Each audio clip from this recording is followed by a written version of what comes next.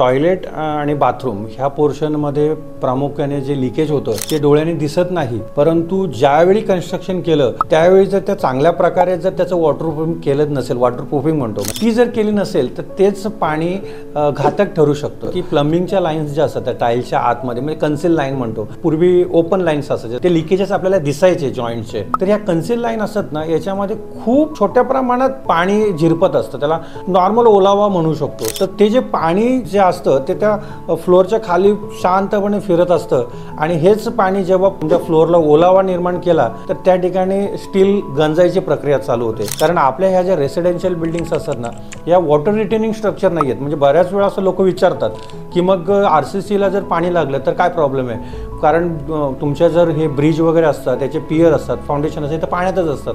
परंतु तिथे वेगळ्या ट्रीटमेंट करून ती कॉन्क्रिटिंग केलं जातं, कारण तिथे ती कॉन्क्रीटचा सरफेस आणि इमिजिएट जो बार असतो याच्यामध्ये काहीतरी स्पेसिंग डिसाईड केलेली असते. परंतु ह्या रेसिडेन्शियल बिल्डिंगमध्ये कसं असतं की तुमचे हे जे स्लॅब किंवा बीम कॉलम हे वॉटर रिटेनिंग स्ट्रक्चर नाही आहे आणि तिथेच आपली चूक होते. बाथरूमचा लिकेज पूर्ण फ्लोअरमध्ये फिरत असतो, ते जे आपल्या डोळे दिसत नाही ॲक्च्युली, आणि खाली राहणारा माणूस आपल्याला कंप्लेंट करत असतो की तुमच्याकडनं लिकेज आहे, परंतु हे दुखणं तुमच्या सगळ्या सोसायटीच्या कायमचं दुखणं होऊ शकतं.